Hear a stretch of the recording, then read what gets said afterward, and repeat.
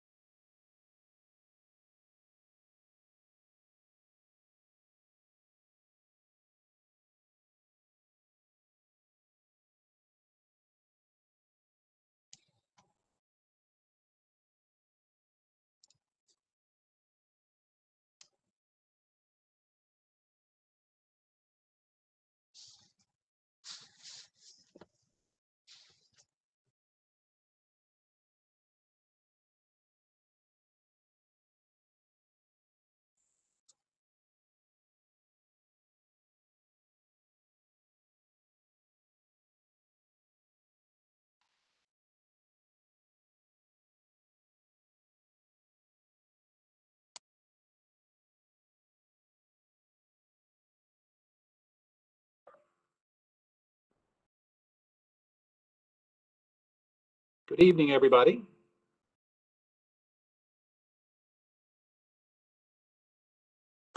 Hi. Hello, Walter. Hi, Walter. Howdy. Good to see you, Walter. Good to see you all too. Thank you. Let's give everybody about 1 minute and then we'll start.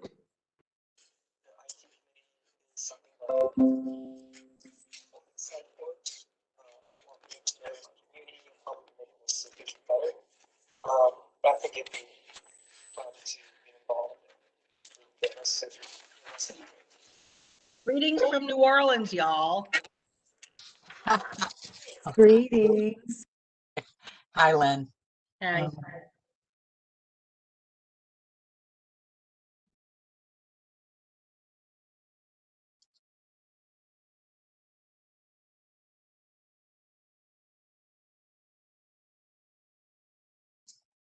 Okay, it's 7:01, so let's go ahead and get started with this meeting of the Reston Comprehensive Plan Task Force. So welcome, everybody. I think everybody is pretty used to this online platform. If anyone has any questions about anything relating to how to use it, feel free to go into the chat room, and Jose or Lisa from the Hunter Mill office can help you with that. So just to go very quickly through the agenda tonight, we have updates. We're going to be talking about additional task force dates. We have a presentation from someone from the Council of Governments to talk about COVID impacts and maybe a little bit of crystal balling. Then we'll have presentations from the Virginia Tech students who have been working on a couple things and look forward to that as well. And Jose, if you could scroll down a little bit. Beyond that, we'll have something that we've had on the agenda, I think, 3 times and haven't had time to get to, but discussion of economic diversity, long-term viability. And then we'll have a presentation and discussion from Heritage Resources of Department of Planning and Development. So we have a lot to do tonight. I'll be working to move things along a little bit, but we'll still try to get everyone, get through everything by 9 o'clock. Tammy, I see your hand up. Thank you, Walter. I just wanted to also remind ourselves we have at least 4 chapters that are not yet assigned. And if we're going to be done with this in August, we have to get them assigned, I think. Housing, economic, public facilities, historical resources, which fits in beautifully with what we're discussing tonight. But I just wanted to bring that up to be sure that if somebody's interested in taking one of those chapters, that they speak up. All You right, want me to speak up you. now for historic? Yes. I'll speak up for the Was that economic. Chris Daniels, I pray? That was Yes. Chris Daniel. Thank you, Chris. Thank you. I just wanted to bring that up. So since we may go long, I wanted us not to miss that. Thank you. Yes. Some of these are going to I'll be speak up easier for- than others, but yes, go ahead. I'll speak up for economic. Yeah, what do you mean economics? Is that, I didn't realize that was a chapter. Is that, Tammy, I what's the assume you're topic? talking about, business related things, how we bring jobs and so forth to Reston, which is what I assume that. to be. Well, Tammy, before we assign people things, can we make sure we crosswalk with the topic areas? Because I want to make sure we don't go off agenda. Sure. Well, we had talked about being sure that our comp plan matched up with our principles. And one of our principles is economic viability. So that's where that fit in. And Yeah, we're talking about everything. We want to be sure that we pay attention to business. And, I think we're doing that in all of our spaces. If you don't want to have that chapter, that's fine. well, let's do this, Tammy. Let's, for anything that's new like that, let's bring it back and put it on the agenda for the next meeting and That's talk about it fine. if we want to add that. But I was just panicking since we're getting so late into our, no, I appreciate that. I appreciate your panic, Tammy. I do. Really. So, okay, that sounds good. And we'll be talking a little bit more about this when we get to the additional task force dates. All right, so let's jump in. Let's do 60-second updates from the various subgroups. So Chris, I think, are you going to take equity and public health? Yes, sir. Okay, go right ahead. We had a very productive meeting last session that actually took on the form of some live editing of a document that Michelle initially put together called Interwoven Equity. And we walked through that and kind of crosswalked a few different ideas and other topics we wanted to see in it, as well as what things should make more sense in a community health section compared to a equity section. And the idea is that this language should hopefully inform any other section. And even if it is its own little internal document, it should have references that could easily call to the other components. We're going to have another meeting coming up very soon, I think actually next week. Michelle is hopefully going to have us a revised version to look at. And the hope is that after that meeting, we may very well have something to bring for the whole task force in short order. So we we kind of really pumped the gas on what we need to get going on. Lots of great ideas from all the team members who are participating in the task force for this little subgroup. And honestly, we're moving as fast as we can. I think that's about all I could take away from it without going too deep. Chris, I think you're doing great. So thank you to you and the subgroup members. Any questions for Chris? All right, then energy and environment. Tammy, do you have an update for us on that? Yes, Bill Penman and I have been working on that. We have gone over our structure. We have communicated with a variety of people, and we're working with the Reston Association Environmental Access Committee, and I think we're doing really well. We will probably have something to bring forward, if not at the next meeting, at the one after that. So we're moving right along. Thank you. All right, thank you, Tammy. Appreciate that. Parks and open space. Jose, do you have an update? I know John Carter and Larry Butler have been working on this too. Yeah, and I guess just to be brief, so yeah, John Carter and Larry met. So I think we're going to proceed with I guess we had a version control issue. So we're going to proceed with the one that Commissioner Carter asked that I share. So we're trying to make sure that any comments that we had in the one that Larry worked on get translated over to Commissioner Carter's version. So we should be sharing that with the group sooner than later. All right, thank you, Jose. Any questions for Jose? All right, so if not, let's go to additional task force dates. Now, this is kind of loading up, but basically to try to get the task force report finalized by the end of July, we have one big push that we need to do during the next couple of months. So take a look at those dates. Those are Mondays. So basically what we're ending up doing the last couple of months is just going with weekly task force meetings and then be done by August. So as Tammy pointed out, looks like there are a couple of areas that we don't have language yet. When we get to heritage resources, I think, Chris, you've already volunteered for that.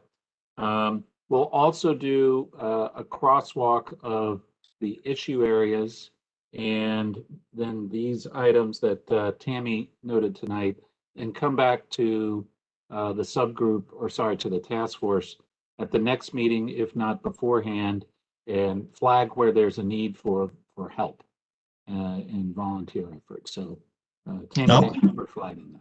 Walter, this is Bill. Just hi, Bill. Let you know, a few of those dates are Tuesdays. Yeah. June 1, July 6, and July 20. Thank you very much. I'm losing my days of the week here, but and Jose, we had conflicts on a couple of nights, right? Yeah, the Reston P&Z meets usually the third Monday of each month. So I know they have that as a standing meeting. So trying to make sure that we accommodate some of the P&Z members on the task force, but also so they can not have to pick between one or the other. So yeah, I'll send out an email which ones are Tuesdays for the group. Thank you, Bill. Okay. Jose, this is Mark.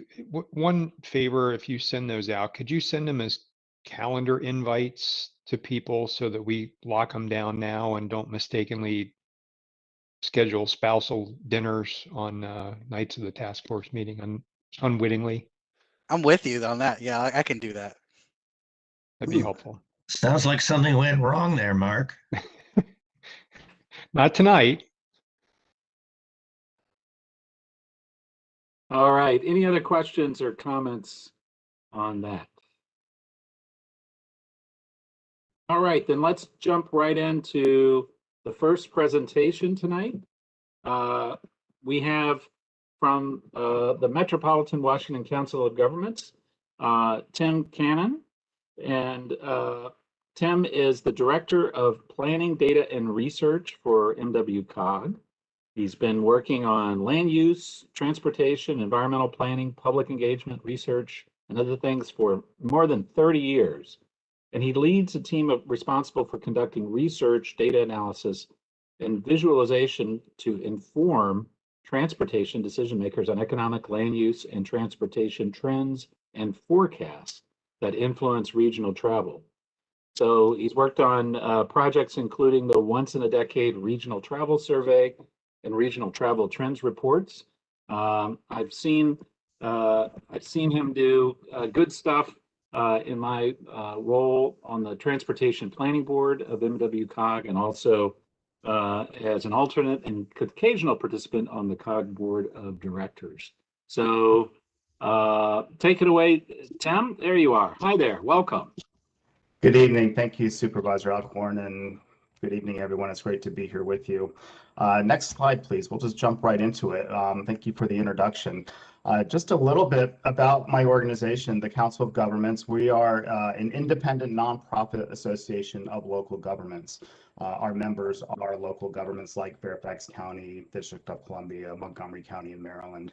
We bring together leaders to address important regional topics that really affect collectively the District of Columbia, suburban Maryland, and Northern Virginia.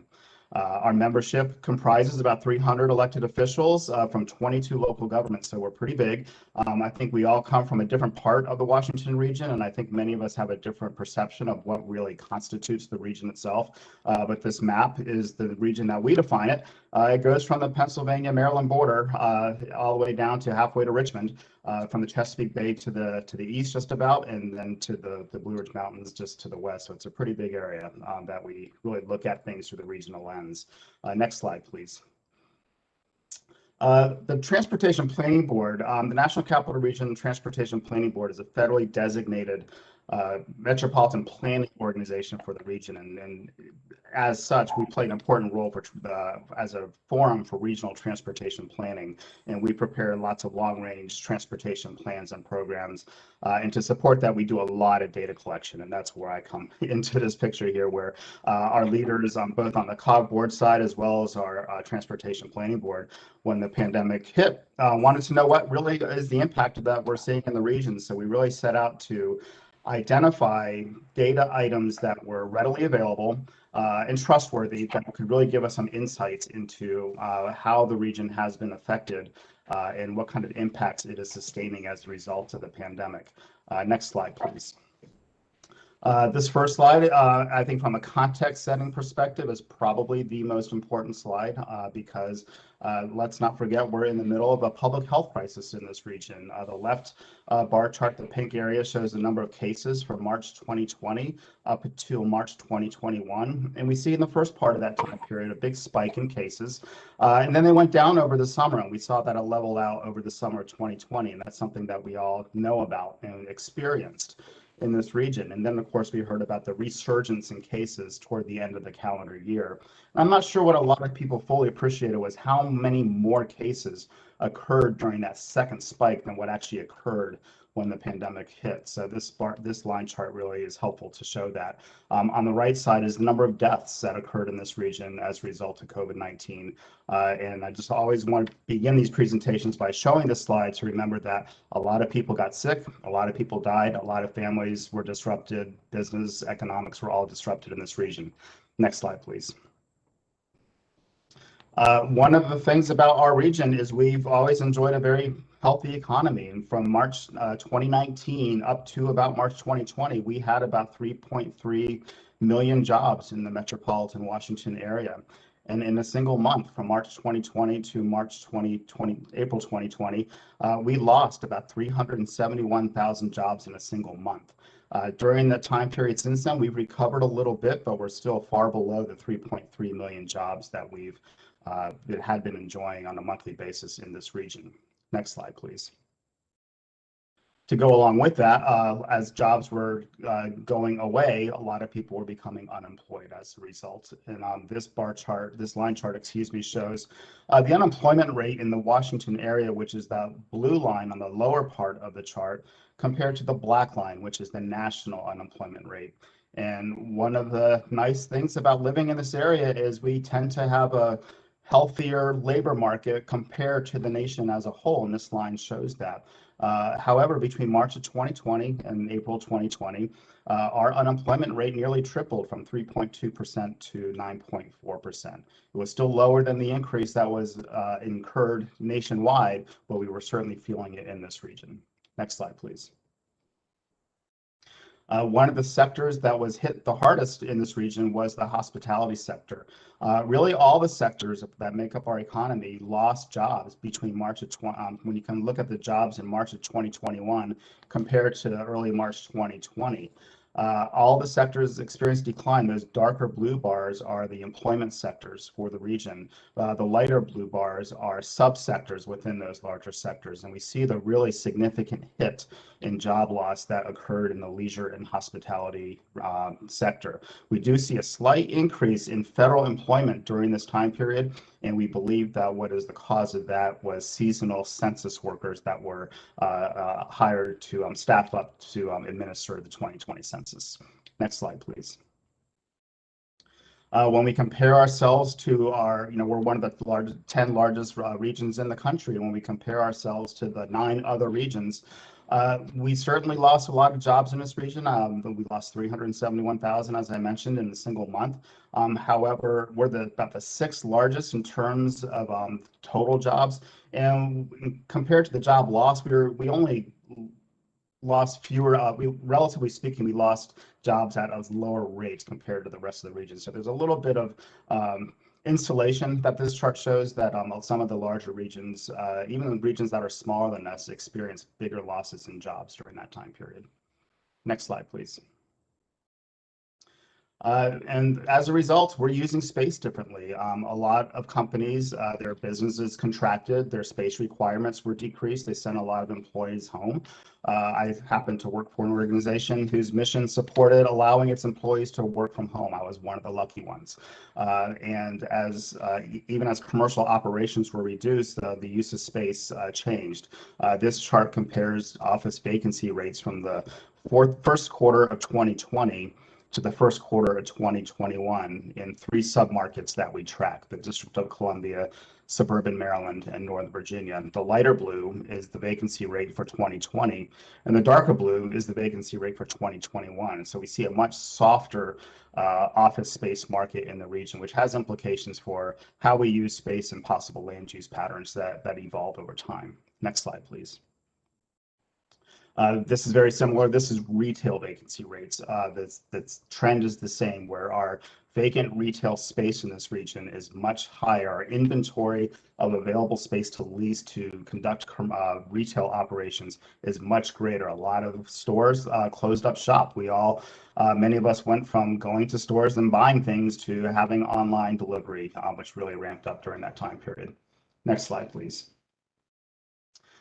This is probably no surprise. This compares the number of enplanements, the number of boardings on airplanes for trips in the 3 large airports that serve our region: BWI, Reagan National, and Washington Dulles. The blue line shows the number of enplanements that were occurring on a monthly basis in 2019. And then the orange line shows the 2020 enplanements, and you see the big decrease from really February through April, with very little recovery during that time period. However, I did see anecdotally today that BWI reported that this past Friday, the Friday before Mother's Day weekend, was the single busiest day at BWI since the pandemic began, since the shutdown began. So there is a little bit of indication and promise that we are entering a recovery period and people are starting to, quote unquote, move about the country a little bit more. Next slide, please.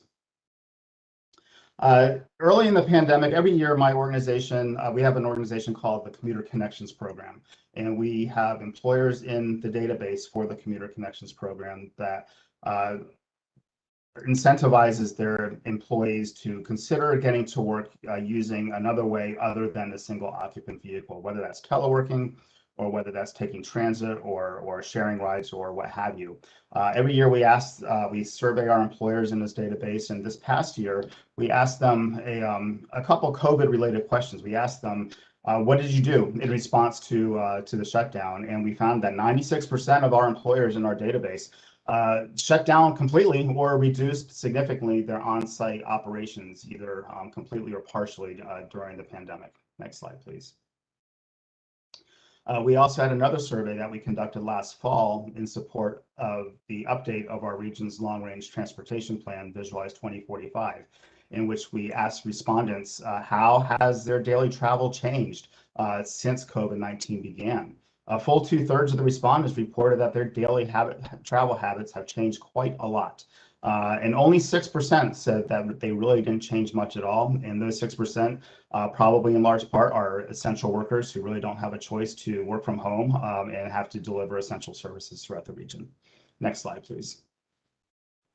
What we saw is a great decrease of traffic volumes in the region's interstates. This chart compares the month of 2020 to the comparable month of 2019 in terms of traffic volumes. And the first two gray ones you see for January and February show that our traffic volumes at the beginning of 2020 were greater compared to the year before, but as the pandemic hit, traffic volumes just really decreased dramatically, nearly by half, more than half by April, with slow recovery during that time period. That does vary sub-regionally. It's recovered less in the inner part of the region, in the District of Columbia and Arlington and Alexandria. It's recovered a lot more in the outer suburbs and kind of in the middle, kind of that just right period in the inner suburbs, which we consider Fairfax County to be an inner suburb within our geographic designations in our region. Next slide, please. Similarly, there was a decrease in transit ridership in Metro Rail and Metro Bus. And this tracks very consistently with the decreases we saw in traffic volumes. However, it's really important to interpret decreases in transit ridership very carefully because it's a reflection of both decreased demand for transit, which is also the case for decreased volumes on our highways. But it also reflects the fact that a lot of our transit providers had to reduce services offered during that time period.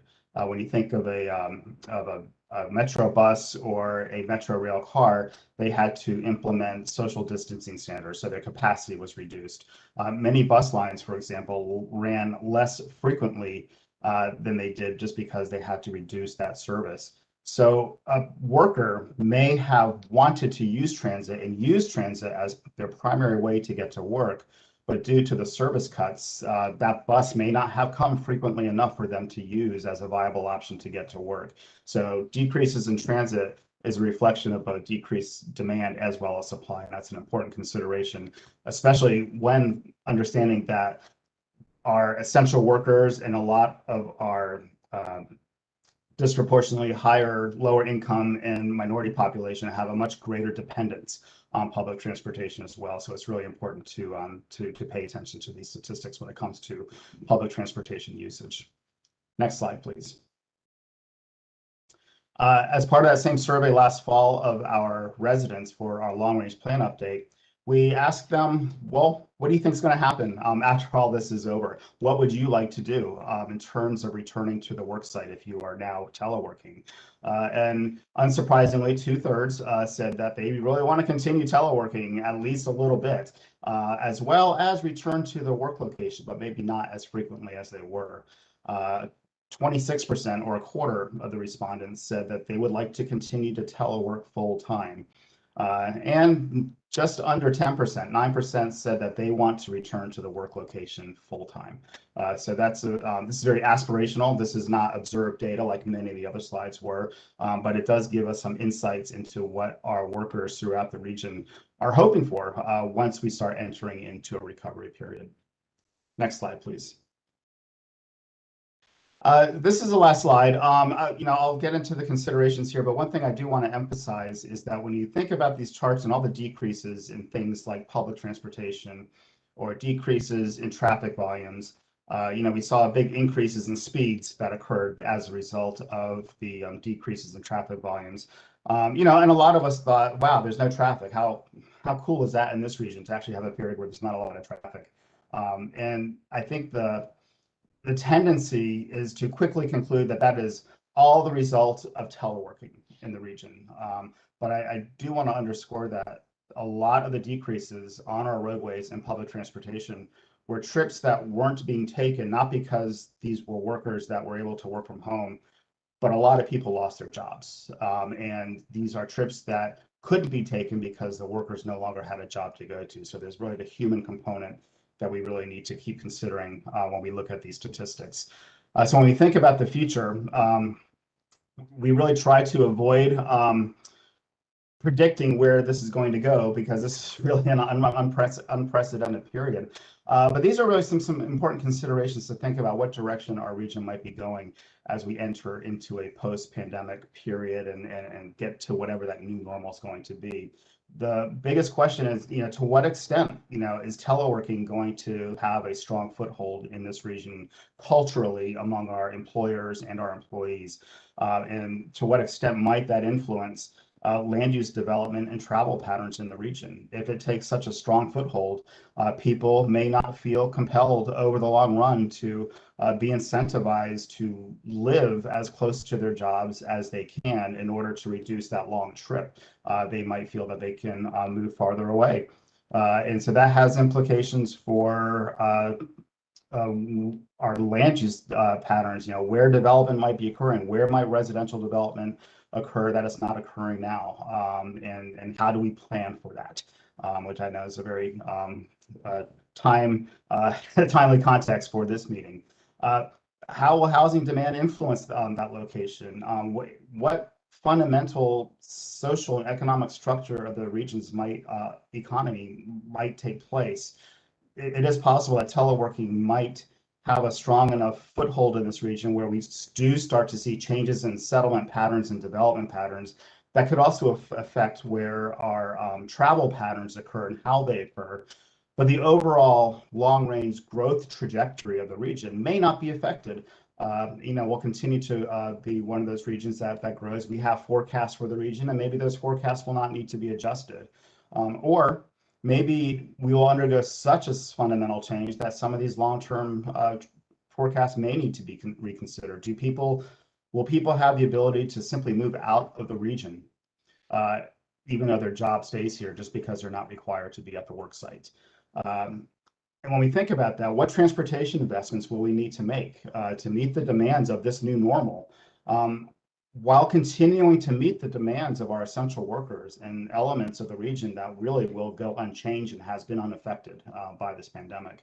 And finally, how do we grapple with the need to balance these short-term realities, and how much of this will be a short-term reality, and how much of this will really be a long-term needle-moving change that we have to consider, and what sort of land use and transportation decisions will Supervisor Alcorn and his colleagues on all the boards of supervisors and city councils throughout the region and our boards have to consider this. So this is really important considerations. I think task force like this are vital to be able to provide this discussion and insights, and really try to get a better sense of where we might be going. I'll conclude there. I'll be happy to answer any questions or turn it back over to you, Supervisor Alcorn. And but this concludes my presentation, and I'll be happy to remain around to answer any questions. Thank you very, very much, Tim, and I appreciate your presentation, and we'll open it up to questions. I do have to say I'm a little disappointed that there wasn't another slide that provided answers to those questions. But the questions are an excellent start. Certainly good thought-provoking things. Questions or comments on Tim's presentation? This is Lynn. I had my hand up. I don't know. Oh, Lynn, yes, go right ahead. Yeah, I just want to say this is probably one of the most important presentations that I have seen of late, given the timeliness of the data.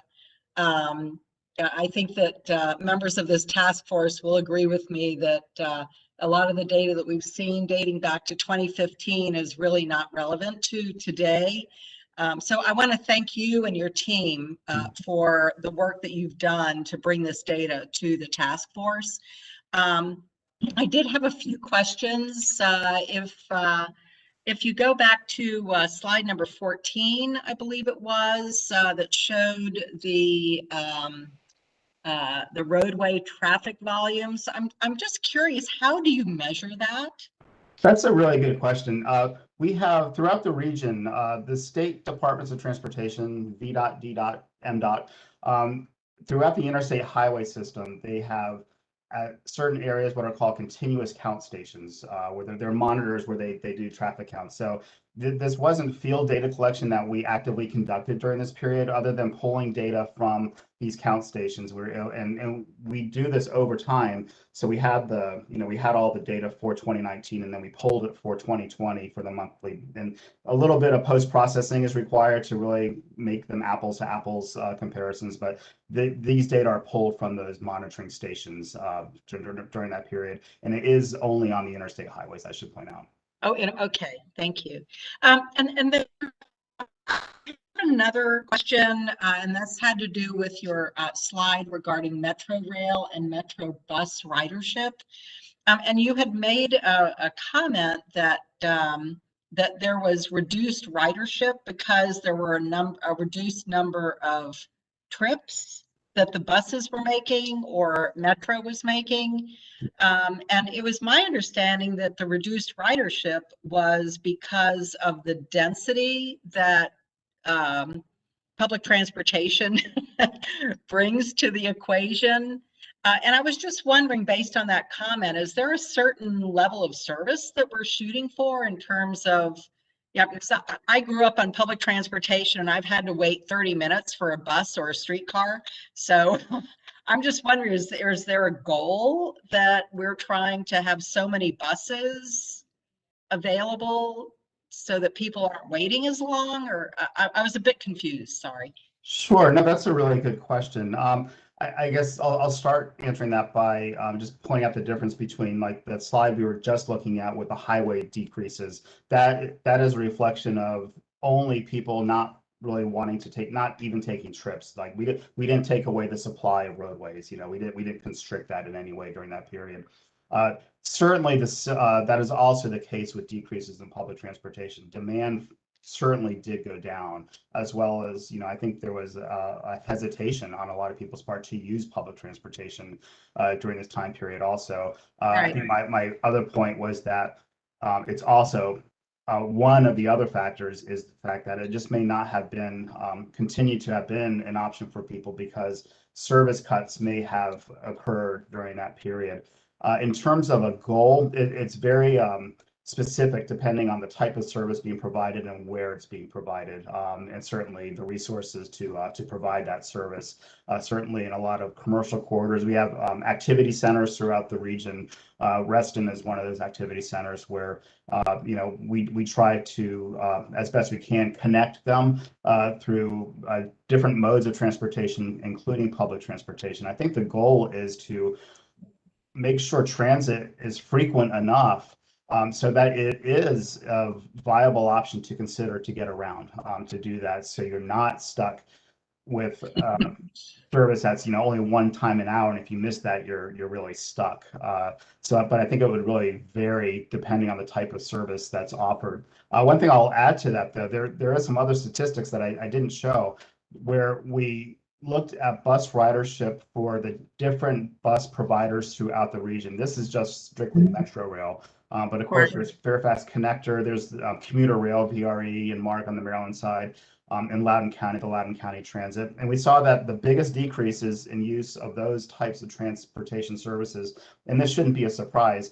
are those that were very heavily focused toward commuter travel. Certainly Commuter Rail decreased a great deal.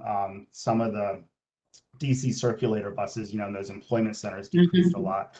But what we did see was that services like, Frederick County, Maryland local bus service, Loudoun County local bus service that really cater to not just the work trips, but to people getting around, just conducting shopping, residents who had to go from place to place, that decreased also, but not by as much. So there was still, that market was still existing to some degree. Thank you. All right, thank you, Lynn. We've got 3 more hands up, and then we should probably move on. We've got Charles, then Mark Malcolm, and Bill Penman. Charles, go right ahead. Hi, Tim. I know that it's hard for you to prognosticate or predict what's going to happen with all these trends. One thing I'm curious, do you think there might be any pressures or opportunities for repurposing land uses, like converting office buildings to housing or different types of office space or retail, anything like that? I think anecdotally, we're already starting to see some of that, and that's really kind of a market-driven force. I think where where you have soft office trends, but there's a big demand for housing in certain areas, and we're seeing some conversions or changes of plans for what might have been an office building to now is going to be a multifamily development in the District of Columbia. So I think we can certainly see that. I think everybody is really trying to figure out to what extent this pandemic is a short-term fluctuation of the market, like a recession is. We always assume over the long term there's a straight line that we just grow, and the market varies a little bit. I don't think that's the case with the pandemic. So I think we're all trying to figure out to what extent this is a short term versus a shift in a paradigm, and to really prognosticate. I think more time will be needed to better understand that. And once we do, that will probably inform, what we need to be thinking about in terms of land use planning. Thank you. Thank you, Charles. Let's go to Mark and then Bill. Thank you very much. Charles actually addressed half of what I wanted to look at. I noticed, Tim, that your data basically with roadway cut off with December 20. And my personal observation has been a rapid increase occurring basically the latter half of March, increasing through April and substantially increasing even in the last week.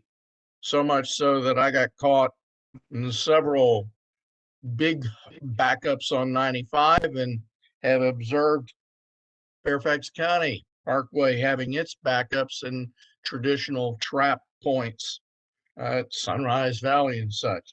But the real question that I bring to you is, in the data that you had regarding unemployment and such, it was really the hospitality or tourism that was greatest impacted. And right now it's the DC government that will basically allow things there to return to normal by June, or at least mid-June, with the most recent announcement, I guess, today on that. So the real question that does come relative to the task force is, we don't want to draw too much conclusion of paradigm shift when we're beginning to see the data shift of whether it's short-term versus long-term. Totally agree with you about office retail space being converted to residential, but it's really the movement that impacts transportation. If you're seeing any trend change. I think anecdotally, I agree with you in terms of the recent pretty significant uptick in traffic volumes. We're actually processing that data now. We do post updates to the COG website, so that is a place where you can look for updated charts. We have this presentation that's up there as well. We just don't have that data ready yet, but certainly I would agree. Just hearing the reports of traffic, more what bottlenecks that disappeared, well, they're back. What is the frequency of update? And then I have nothing further. It's well, we do it monthly, but there's a lag in terms of when we get it. So just because March, April may have just ended, it's going to take us a while to pull that data and then process it and get it up there. So right now we have it through December. I think we should be getting January's up there too. So regrettably, a lot of these there's just a lag in getting it, which is always frustrating for both people who want the data as well as people who want to present the data. Thank you. All right, thank you, Mark. Let's go to Bill. Tim, I understand your reluctance to prognosticate given the circumstances, but I was wondering, from what you see among others, is there a direction to a consensus or leading view as to what's going to happen to commuting, to transportation patterns, or is everybody still scratching their head?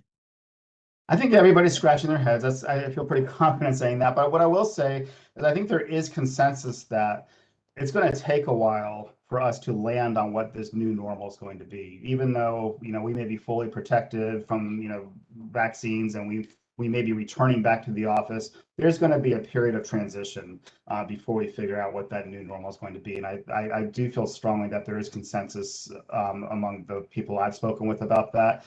And about as far as we felt comfortable going with prognosticating was really offering, I alluded to them a little bit, those three scenarios. One is we just go back to the way it was pre-pandemic. People who were teleworking, we're just going to go back to, the way it was pre-pandemic. Whether that's realistic or not, I don't know. The other scenario is that teleworking will have taken a fairly strong foothold that will not compel people to live as close to their jobs, and there could be disruptions or changes in land use development and travel patterns, but the overall growth trajectory of the region will continue as it was forecast in the first place. And then that third one, the more dramatic one, is that people will feel more able to move away from the region while continuing to have their jobs here, and there could be notable fundamental shifts in our job composition or the labor force composition that we have that may affect the long-term trajectory. Those are sort of three scenarios we offer for people to consider, and invite others to share their own scenarios as well. But that's about the extent to which that we felt comfortable saying what might happen. Thank you. All right, fantastic. Tim, thank you very much. If it's okay with you, we're going to distribute your slides to the task force members. And the last slide, not the one with the answers to the questions, but the last slide did have your contact info, had your email address. So if folks have additional questions or want to follow up on any of these topics, Tim, is it okay if they email you? Absolutely. I certainly invite that. Thank you. Okay. Tim, thank you so much. Appreciate you being here tonight and talking with us about all this. Appreciate it. Certainly. Thank you for having me. All right. So, Jose, what do we have next on the agenda? So we have the Virginia Tech student presentations, and I believe Professor Shelley Maestrin is on as a panelist. But just to give a quick background, I think at a previous task force meeting, I let everybody in the task force know that Virginia Tech's Masters in Urban and Regional Planning program reached out to us about trying to do a land use project, particularly in Reston. And they took the spring semester to look at two topic areas. One is the Preston White Office Park near the South Lakes Village Center. And the second project was to look at the WNOD and provide recommendations to enhance it and make it, try to provide recommendations to the group. So Professor Shelley Maestrin, if you had a couple comments, you're more than welcome to, and then we can get to Katie and Adam with the Preston White team. Well, okay, in the interest of time, Jose, you've pretty much introduced them very well. The students have been working hard almost all semester on these two projects. They've been very engaged. I think they've done a great job. So with that, I'll let them take it away. Perfect. So I'm going to go ahead and share my screen now. All right.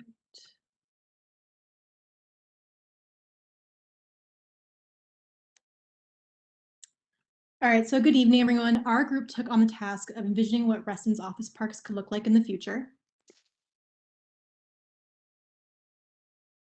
So our vision for Reston's office park, we all know that outdated office parks have started to become obsolete in recent years.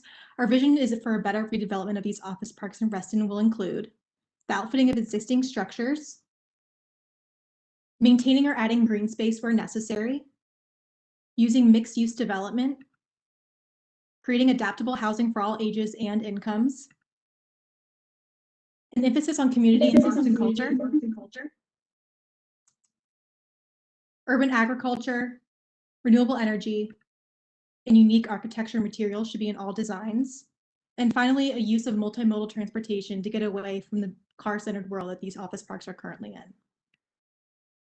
This is currently Preston White Drive today. This shows what the current status is of the office park site. Adam's going to talk to you about what we envision this future site looking like.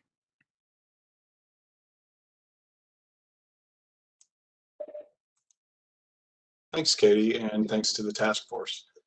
Our main goal for Preston White Drive is to maximize the site's potential as a neighborhood destination while minimizing the impacts of development on the site's landscape. One strategy to increase connectivity with the streets and pedestrian paths, these routes will connect to other nearby landmarks, the W&OD trail, as well as connect parcels to one another. This connectivity will accommodate multiple forms of transportation, but prioritize pedestrian access. The space within Preston White Horseshoe will act as a standalone gathering space as well as connection node between destinations. We also recommend rezoning the site from light industrial to mixed use. This will allow increased density and lot occupancy limits, which will offset with added requirements by the property owners. Developers should integrate the new urban fabric into existing wooding landscape. This will be achieved by locating new buildings at existing surface parking sites, utilizing an open space network that connects parcels, and introducing green streets to mitigate stormwater and buffer between pedestrians and traffic. Beyond existing commercial space, our business vision includes strong retail and technology components for the future. Flexible outdoor spaces can be used for farmers markets, kiosks and pop-ups, and open adaptive restaurant, bar, and entertainment options, being open in the summer and covered in the winter. Accessibility to sustainable eating and shopping, which will connect with local producers of fresh urban grown vegetables and locally produced products, providing opportunities for food delivery and pickup services. Technology and innovation are also a major draw for Reston. Having the fastest internet connections and a growing work from home base, this secures Reston as a top destination for the flexible future of work. Maker spaces, or hacker spaces, are places that provide equipment and space for inventors, startup businesses, and creative types. The adaptive live-work model encourages community and creativity. The vision for housing draws on architecture, design, accessibility, economics, and sociology. Its approach is incremental as needs are met over time, though commercial to residential can be made immediately. Missing middle, large, and small housing can be used to fill housing gaps. Infill strategies can approach the site sustainably over time, or redevelop it if its useful life is met. Ultimately, as life changes, someone's location doesn't have to.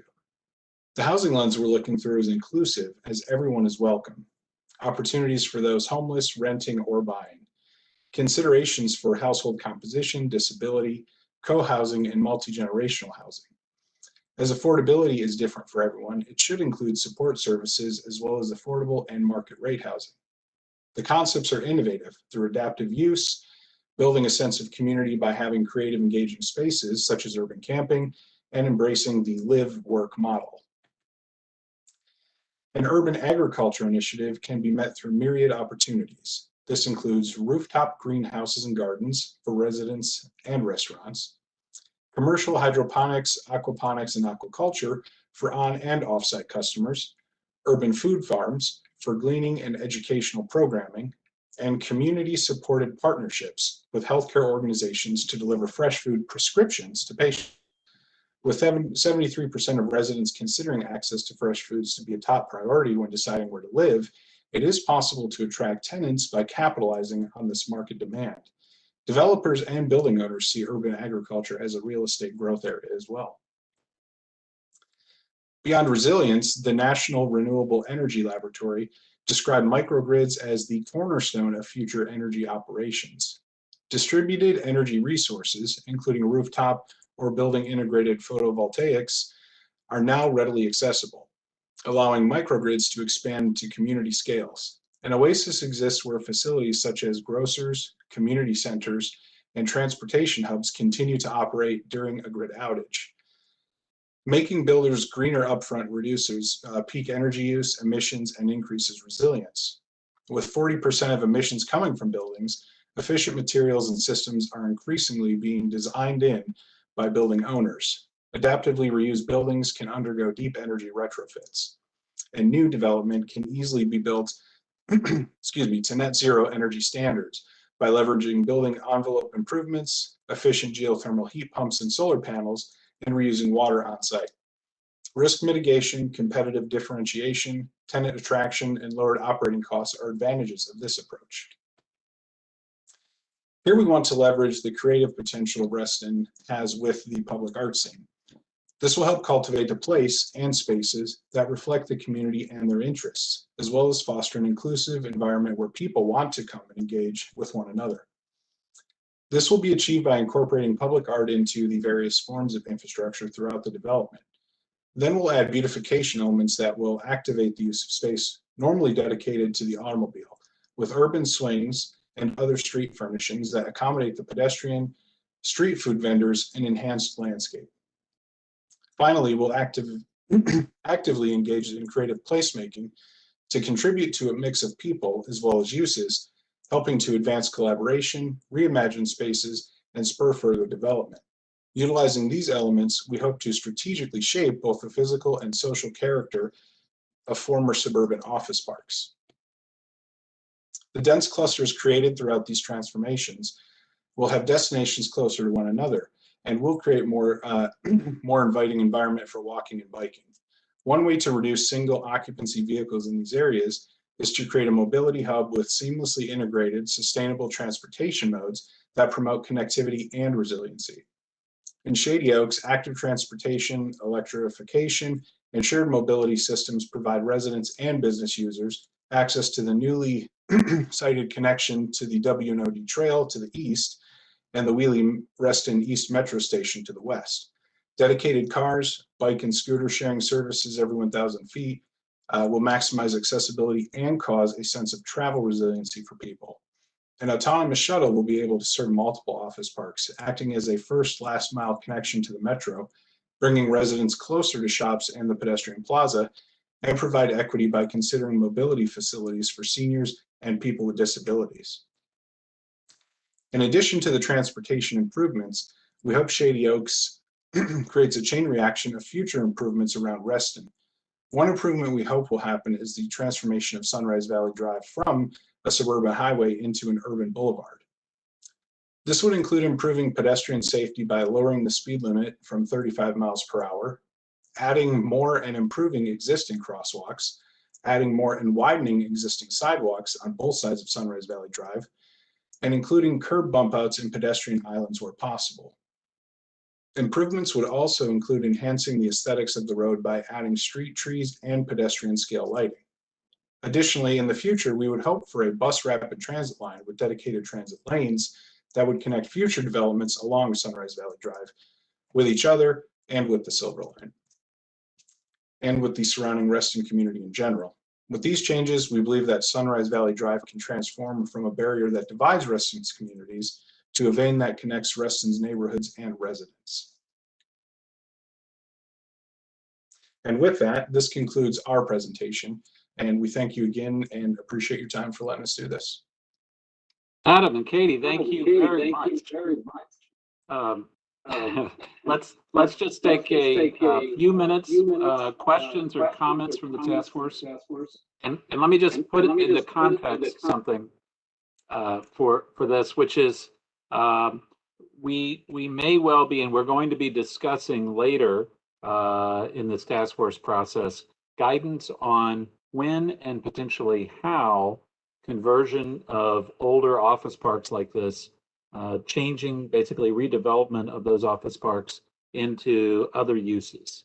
So this is, I think, a really good project for getting the task force to think about under what conditions might such changes in the land use be desirable, be appropriate, et cetera. So with that, I'll just open it up for any questions or comments from task force members.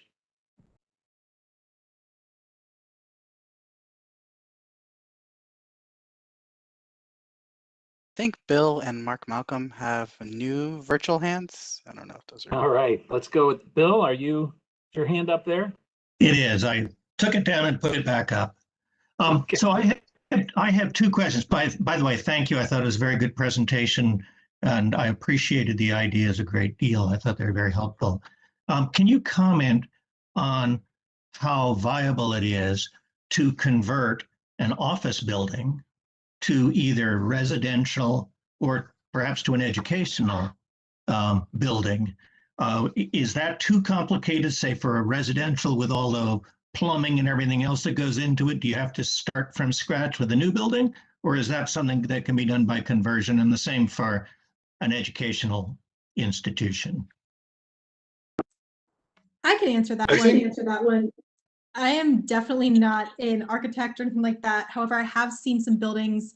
There's one in Arlington now that used to be an old office building. It's, I think, a 20-story tall high rise, and they actually converted it to completely new apartment buildings. And so it's definitely viable. I don't know, I mean, what the specific cost would be for each development or project, but I've seen it done, and it actually looks really cool and unique, and it just helps it stand out much more in the end. And it's sustainable, so that's always good. Okay, thank you. All right, we've got 3 more hands, and then we should go to the next presentation of the group. We've got Mark, actually both Marks, Mark Malcolm and Mark Looney, and then Jan. Mark Malcolm, go ahead. Thank you very much. I also greatly appreciated the amount of information presented. It presents some challenges to the task force because, one, how do you place into what words do you place into the comprehensive plan to encourage developers to go forward with these types of ideas? Because you got to create incentives within the Fairfax County policies to bring things like microgrids and other things, and possibly even into the ordinance side, which is not where our focus is. One of the strong things I think that needs to be, we can possibly put, especially with the transportation, the idea of the multimodal mixed-use area. I have had too much time in Arlington of stumbling over scooters and occasionally bikes being in the wrong places. Fairfax County, the capital bike share is owned by the county, or at least owned and then operated. But when you have other private companies come in, but I really like the idea that was brought in of having how to bring the different modes into a context better than I've seen anywhere else. The real question I have also is toward Adam. You mentioned, since the office park you referred to is at the intersection of Sunrise Valley Drive and South Lakes, what you presented, you talked about Sunrise Valley Drive becoming more of a urban street, possibly reducing from its 35 miles per hour. Did you have a target of what you were looking at? Because being a major roadway of what it is, just with that, your thoughts? Yeah, and I will say Marco really took on that aspect of the project, but I don't think we're talking about a 5-mile sort of cruising strip. I think something just a little more reduced that, and I will say in my personal life, I'm working on a traffic calming process in Vienna. So I kind of get it, like there's speeding cars and there's not friendly crosswalks. So I guess being able in creating more connected areas with some of the other office parks on Sunrise Valley, being able to walk to those places or being able to get on that automated shuttle that we're talking about is sort of where that idea comes from. Because I think Sunrise Valley in its current condition doesn't really support that sort of friendliness and openness. It's I think most of the homes too, the subdivisions, they kind of are tucked back a ways and you got fences and it's not this inviting open street front. But I mean, even as I'm talking about it right now, I think a thought that comes into my head is imagine sort of those homes facing the street and it's not so fast and people are walking down the street and waving and having that sort of communication with each other. I think much like we've seen with the pandemic, it's just you know, more people just out walking, engaging, and going places, whether it's for fun or for purpose. One last comment is more toward the task force, and then I'm That is with Sunrise Valley Drive. Also, there is the T-Mobile Office Park where many of these principles would apply. The one that is on the west side of Fairfax County Parkway should be a note. Anyway, thank you. All right, thank you, Mark. And I believe we just have one more hand up, Mark Looney. So thanks, Walter. My question is not necessarily for the folks who did this analysis. I appreciate the work that went into it. I think to perhaps Mark Malcolm's point is, how do you envision us being able to incorporate these areas that are outside of the TSAs or outside of the immediate environs of the TSA, but still within the toll road corridor, into the recommendations from a land use perspective? Because what we're talking about is changing the land use designations for these areas from being purely office into potential mixed use environments, and how do you anticipate that process unfolding over the next, I think we agreed to 9 meetings earlier tonight. So over the next 9 meetings, how do we get that discussion onto the table? Yeah, Mark, and I guess that was a question for me, right? Yeah, well, if you can answer it, that'd be great. Or if Yeah, Tammy Petrine wants to answer it, we can let her answer it too. Because maybe we'll both answer it. So yeah, actually, I was just talking about that this afternoon with county staff, with DPD staff, and the thinking is to bring a set of criteria to the task force, or draft criteria on when it might be appropriate for these older office properties to change, to redevelop, to convert to other uses. So that's something DPD staff is looking at right now.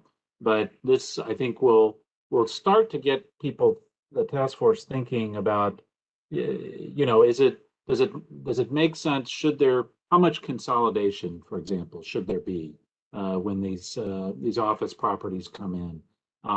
You know, what type of connection with community amenities should there be in terms of walkability, in terms of even in terms of tree cover? You know, how much tree cover should be preserved generally?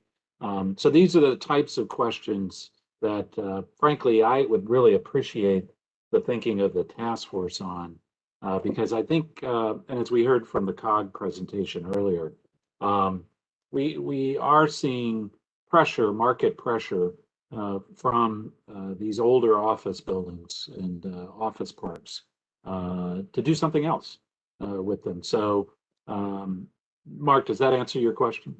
it does, or I mean, as best as it can at this point, right? I mean, for the rest of the task force, and I know there's a reluctance to compare Reston to Tyson's, but I'll say that the Tyson's experience 5-10 years beyond the adoption of the Tyson's comprehensive plan and the operation of the phase 1 of the metro was that a lot of the areas that were beyond the half mile in Tyson's really struggled to attract tenants and to attract users in a way that didn't exist or wasn't the case 15 years before that. And the old BDM building on Jones Branch Drive is a great example of repurposing that building from an office building into an educational institution, consistent with Bill Penman's suggestion. That doesn't, there's only so many of those users that are around. And so trying to figure out what you do with properties that are half a mile to a mile or more beyond the metro longer term is something I would encourage the group to look at. Thank you, Mark. Appreciate that. Let's go ahead. I believe we have one more presentation, and thank you very much for that presentation, and thank everybody for their comments. Jose, who do we have next? I believe we have Jacob Landis gonna be sharing their presentation on the WNMD.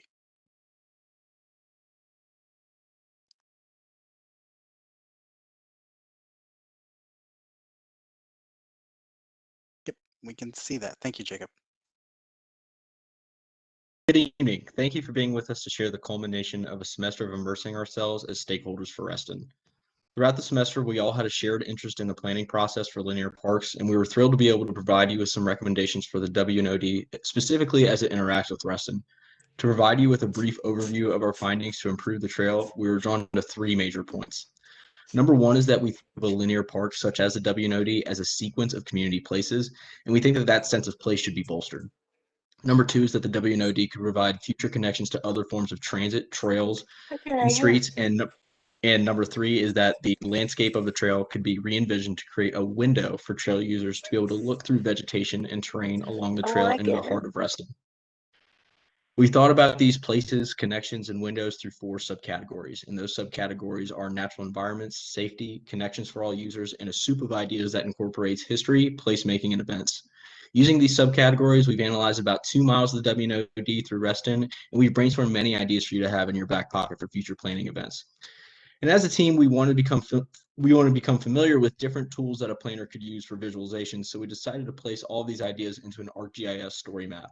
We only have about 6 or 7 minutes left today, so holding any questions until the end, and instead of running through the entire story map that we'll link at the end, we'll use a condensed version instead that hits home some of the key points. And next, Kendra will talk about how the natural environment can be improved for the WNOD. Thank you. So hi, everybody. As natural elements on the WNOD trail, our goal here is to ensure that the trail finds humans, wildlife, and plants can all thrive. And we also want to note that, of course, these recommendations are not successful without continual maintenance. So we first want to examine the windows into Reston and the trail user sees when they move down the trail.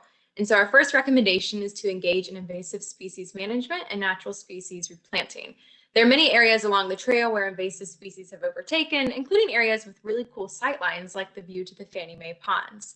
And Fairfax County has already developed a non-native invasive ID and control report that identifies the invasive species in the area, which will help with targeted removal. And we recommend, of course, that native species are replanted in these areas. Next, we want to think about the places or the habitats along the trail. So our second recommendation includes the preservation and creation of wildlife habitats. So you'll see a couple of pictures of potential wildlife habitats that could be added along the trail, which include bluebird boxes and bug hotels. These are fairly low cost, they're easy to implement, and they could also be created by local scout troops or community members.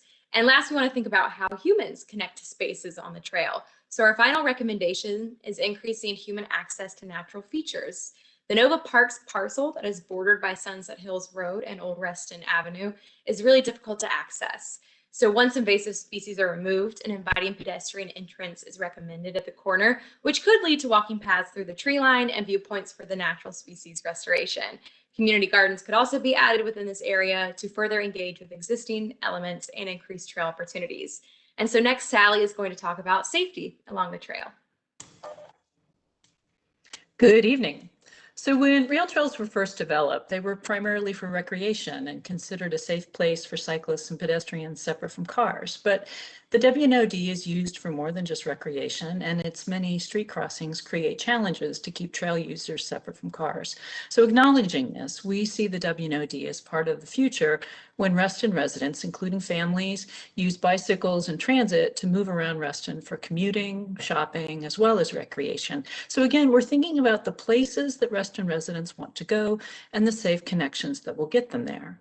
So we've heard Reston's projected population growth numbers as you have, and we hope you can see as we do the potential for the WNOD to be part of the transportation plan for Reston's growing community. But safety will be key. So we've provided many ideas in the story map for circulating cyclists and pedestrians, some of whom we hope will be disembarking from transit in the vicinity in the WNOD. So you'll see ideas for safe traffic signaling devices and intersection design throughout, but especially where the trail meets streets, such as Wheelie, Michael Faraday, Isaac Newton, and Sunset Hills on the eastern edge of Reston. You'll see ideas for a safe, complete grid of bike infrastructure with bike routes intersecting the trail and routes parallel to the trail along Reston Station Road. Ideas for safe and engaging access across Sunset Hills from Plaza America through the Wheelock property and on to the WNOD. safe, adequate lighting based on dark sky principles, and on the trail itself, design that allows shared, safer use by faster cyclists and other trail users who may move more slowly. And now Tia is going to be discussing connections in more depth. As we've talked about some already, we view the WNOD Trail as an opportunity for the residents of Reston to come together and share a common community place, interconnected with other outdoor spaces, adding to and enhancing the unique sense of place already alive and well here. Connections, as we've analyzed them, means seeing the W&OD not just as standalone recreational corridor, but a means of connecting to the community as a whole. With our time today, I'd like to share a few specific suggestions that create a more accessible trail for all of the Reston community. First, to create or enhance and connect pathways for cyclists and pedestrians to reach the W&OD from all parts of Reston. Next, to include the W&OD as part of the vision for development of the Soapstone Connector, Isaac Newton, and other proposed developments, and ensure smooth transitions, bike and pedestrian lanes from these developments to the trail. Next, to connect cyclists and pedestrians from the W&OD to Reston retail experiences and consider the proximity of the trail when working in economic development and small business initiatives throughout. And lastly, to improve access and usability of the trail for those community members living beyond walking distance, with features such as restroom facilities, water fountains for young families, and dog waste stations for our four-legged community members, as well as large clear signs encouraging parking and showing W&OD access. Next, I'm going to turn over to Liz to talk about placemaking. So lastly, we believe that the trail offers a really unique opportunity in Reston to create a stronger sense of community and social interaction. So our goal is to create more inviting and interactive spaces for the residents along the trail, while also preserving Reston's history and celebrating public art as an important piece of Reston's community identity. So our locations for these recommendations are 1891 Old Reston Avenue, Michael Faraday Court, Isaac Newton Square, and the American Dream Bridgeway underpass. So throughout the entire trail, we recommend improving historic and general signage, possibly using the Falls Church signage as a model, as seen in the image in the lower right corner. Old Reston Avenue is also a great location for social interaction, and the creation of a pavilion, such as in the image in the upper left corner, and flexible seating can allow trail users to linger on the trail and possibly hold community events, such as Reston Founders Day. Thornton Station, which is shown in the upper center image, provides an opportunity for historic preservation and repurposing as a concession stand or lending library for lawn games. Isaac Newton Square and Michael Faraday Court also offer a unique opportunity for interactive games and exhibits in ways that pay homage to these physicists. For example, through the creation of a giant Newton's cradle as seen in the bottom center image. And lastly, the American Dream Bridge underpass is a great location for public art and improved amenities such as seating, bike racks, landscaping, and lighting. And our team member Azine has provided this sketch in the bottom left image to give a visual of what the underpass could potentially look like. So as we wrap up, we're just going to reiterate our key themes and vision. So we hope we have helped you to see new possibilities for creating windows from the trail into the beautiful views of Reston on each side of the trail. We encourage you to look through the story map when you have more time so that you can see the many ways we think residents from all over Reston can connect to the trail via transit, bike, car, or on foot. And we hope some of our placemaking ideas grab your imagination. We look forward to a time when Restonians can enjoy more interactive, safe, and engaging opportunities to gather as a community along this historic rail trail. Please feel free to scan this QR code to access our resource story map for a more detailed rundown of our recommendations. Thank you so much for your time. Wow, thank you all. That was a wonderful presentation, and thank you for moving through it quickly. I know we encouraged brevity tonight and appreciate the very concise presentation. So questions, I see a couple of hands up. Mr. Daniel, Chris Daniel, go right ahead. So again, I think like what everyone said, fantastic presentation. I'll look forward to actually looking through the story map in detail later on. I think it's great that you kept bringing up that obviously it's a historic property, and so and connecting that to business opportunities, because obviously we have the Bowman Distillery that sits unused just north of the trail. It would be awesome to see another resource used in conjunction with that one to attract more access to that trailway. But I think a lot of great ideas. I think great for initiative on particularly the environmental aspects, because I think the invasives are becoming a real problem, and that's typically a big management problem for natural resources like linear parks. So just in general, great. Thanks so much. All right, thank you, Chris. I've got 3 folks with their hands up, and then let's move on after that. David Vanel, Michelle Kimmel, and then Charles Colby. David, go ahead. Thank you, Walter. For the team that put this together, it's an excellent presentation. A question about, I can't remember who it was who mentioned the linkage between the existing bike paths, bikeways, and the WNOD trail. And from your research, what would you estimate to be the work needed to complete those connections? And how long do you think it would take to do that?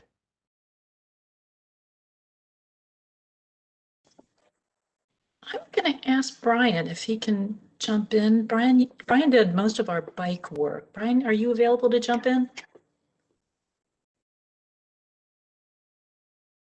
I think Brian is in as an attendee. We can bring him up in a moment. Okay.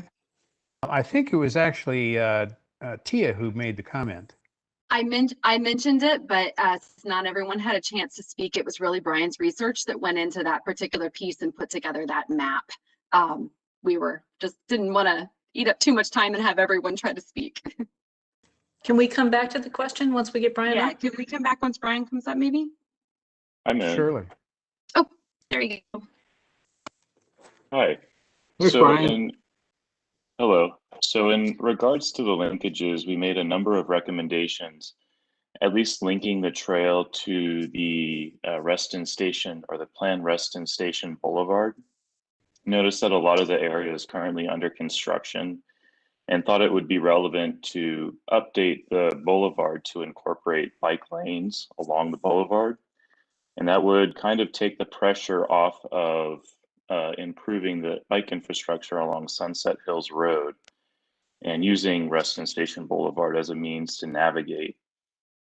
The other recommendation would be to include an infrastructure upgrade from Oracle Way to Old Reston Boulevard, and I think it's Joshua Way. And that would be a super sharrow. It's a sharrow with a designated bike lane, and that would connect to the North Shore bike lane all the way up to Lake Ann. And then the third recommendation would be a bike lane. I know there's a proposed bike lane along Wheelie Avenue that goes to the southern North Shore, I guess, entrance road, but to continue that bike lane all the way to the North Shore as well, continue that up. I'm not sure how long it's going to take for some of these projects. I'm not sure how long it would take to get funding and to get that approved. For Reston Town Center, we made a couple of recommendations as well, at least on Bluemont Way. That would be a bike ramp and stair combo. You could build that just below the bridge, and that would give you direct access to the Bluemont Way and the bike lane that's already there. And then also a couple of intersection upgrades as well, to include bike boxes and also a type of road junction called a Dutch junction, which gives cyclists and pedestrians more visibility in the intersection and slows down car traffic, making some of these intersections safer to use, especially for families with children.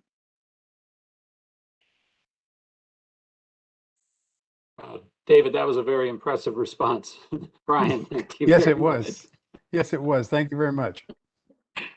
Thank you, Brian. Thank you, David. All right, Michelle, and then Charles. Yeah, so if we look at the map, I think one of the biggest problems though is this really is just focused on access for folks living in North Reston.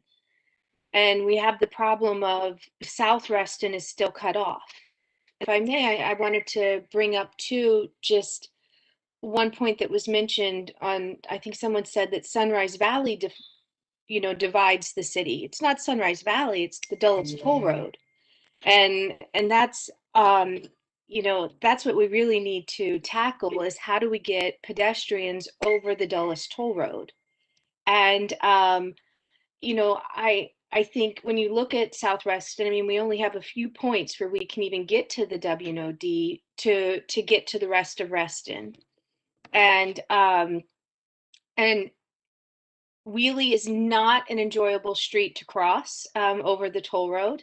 But it would be great, and this is really thinking also just for the task force too, as we're thinking about, well, if these other areas are going to be redeveloped, the office parks, I mean, I would think that we would also want to prioritize getting pedestrians over the toll road as part of that redevelopment.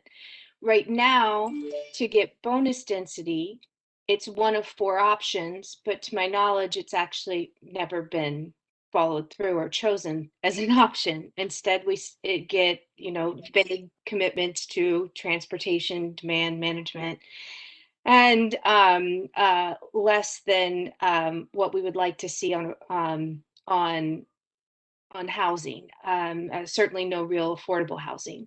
So I think that that's really what we should be looking at, is how can we connect the city in where it's actually divided, which is that toll road. All right, thank you, Michelle. Appreciate those comments. Let's go to Charles, and then we'll thank our guests and move on. Great. Hi, Walter. I want to also just second Michelle's comments. Those are excellent comments. And I did see that the plan mentioned the soapstone connectors. So hopefully some thought has gone into that. I think that this presentation is brilliant. I also just love the previous one about how to repurpose the office area. A broader question, and maybe this is for you, Walter, and some of the heavy lifters in the task force, is we have these really cool detailed plans that they provided. How do they get into the comp plan?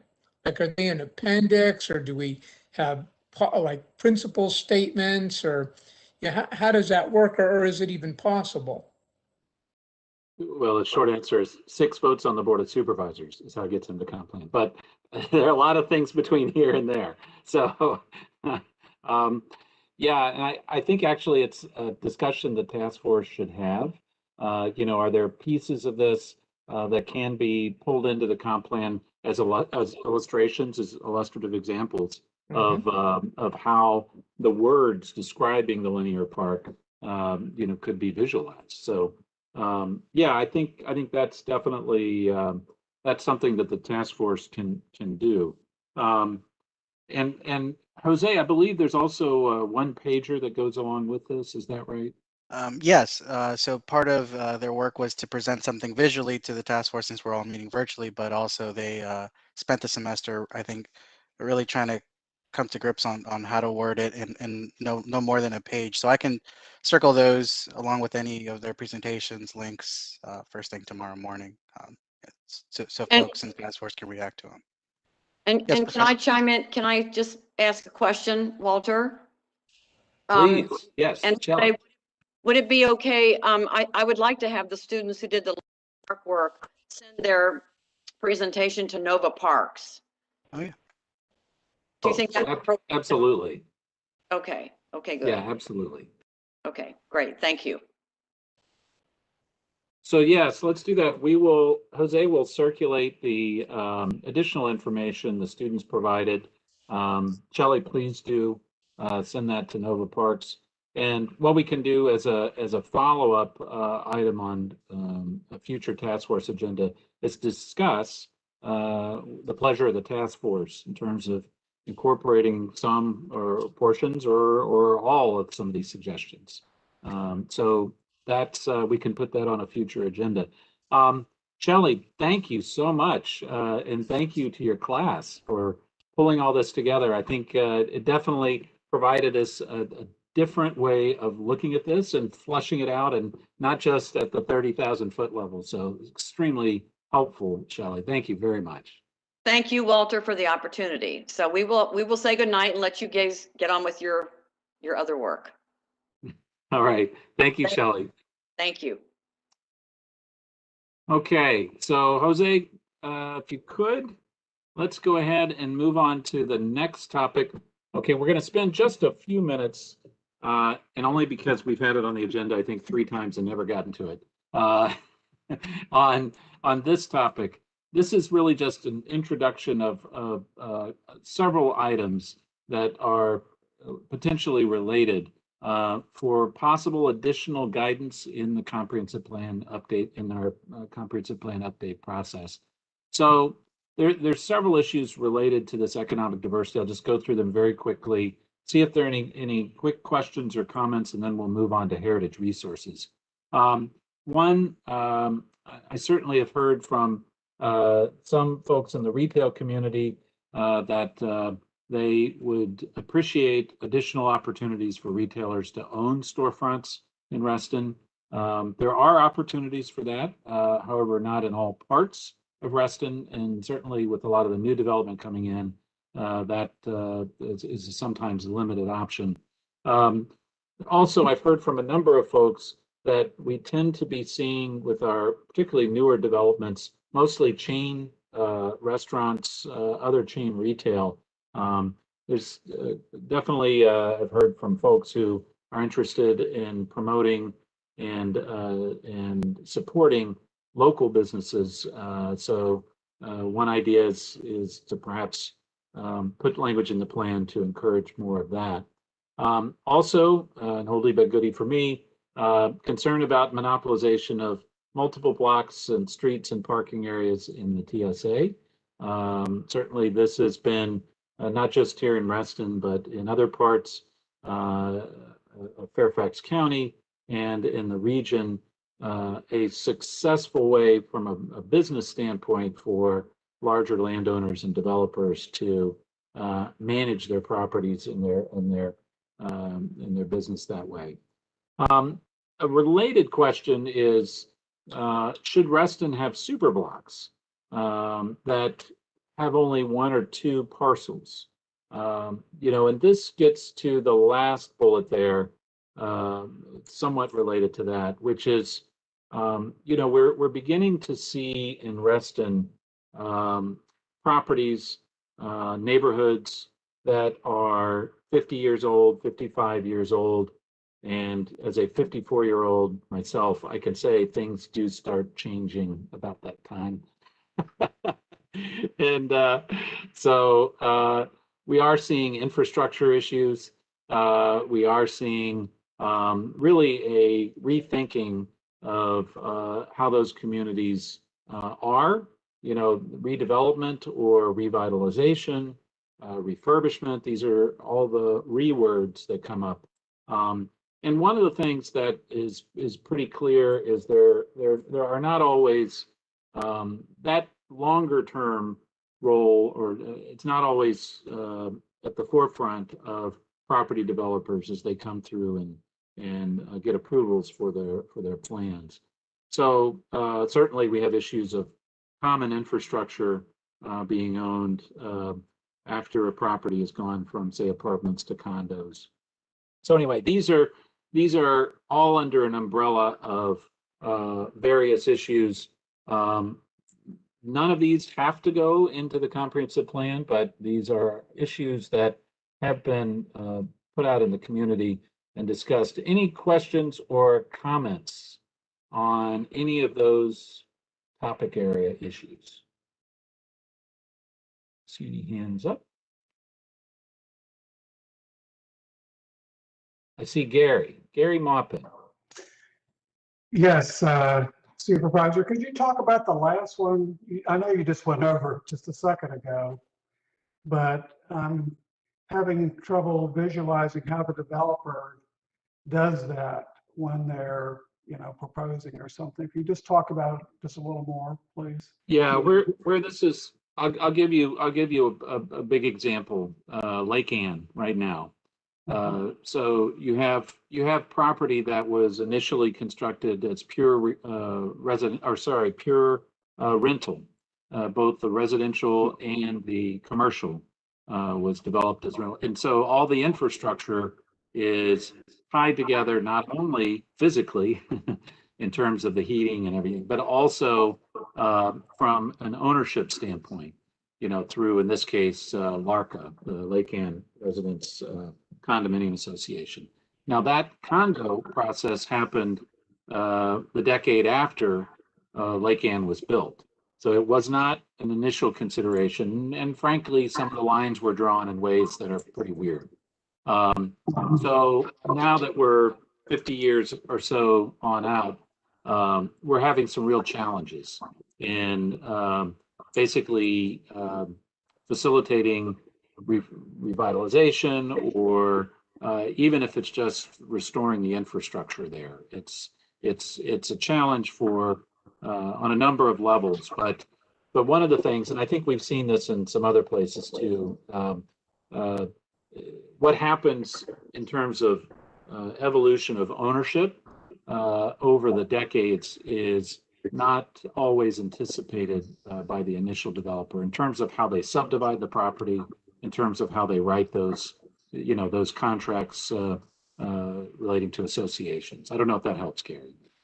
It does. Thank you very much for doing that. Mm-hmm. Woo, boy, I've got a bunch of hands up now. Let's see. Let's go to Jan and then David. Well, I think that it is wonderful to have local businesses, support local businesses and local eateries rather than chains.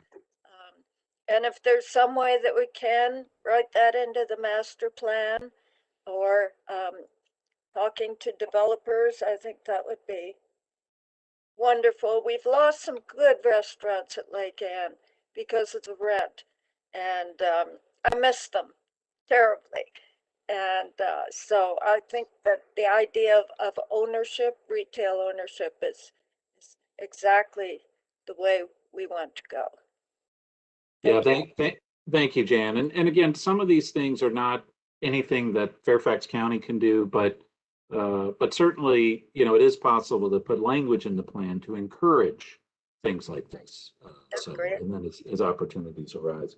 So thank you, Jan. All right, I've got 5 more, and then we need to move on. We've got David, then Chris, and then I can't read my writing. So let's go to David and Chris, and then I'll figure out who the next one is.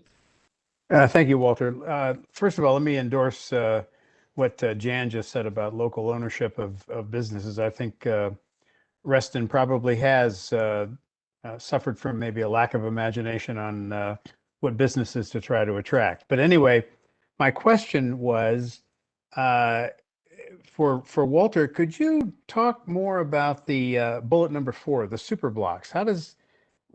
What are they, and how does that work? And go ahead. Sorry. Yeah, it's not something that is generally seen by the public, but for those of you on P&Z, you'll often see rezonings come through where frankly there's very little, if any, subdivision of large pieces of property, sometimes filling up a whole block, and that's could be fine. I mean, that's often the result of a rental arrangement that the developer is planning to do, whether it's residential or commercial or some combination.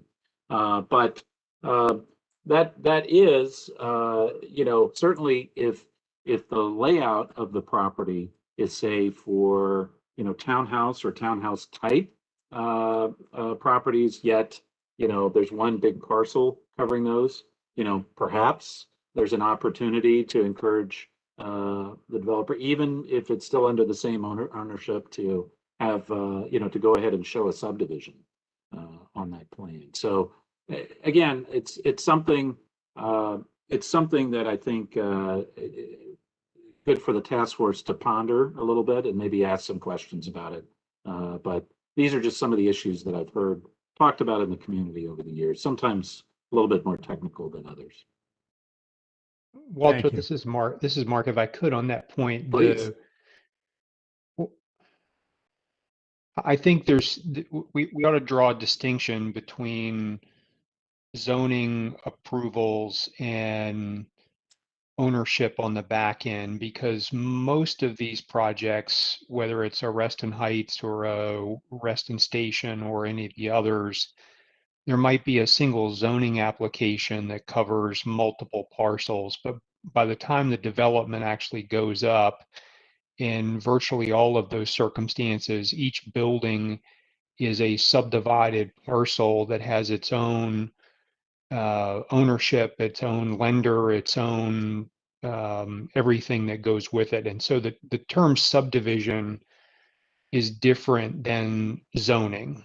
And I think that I don't want people to walk away with the notion that somehow within these larger coordinated developments that there aren't subdivided parcels. There are.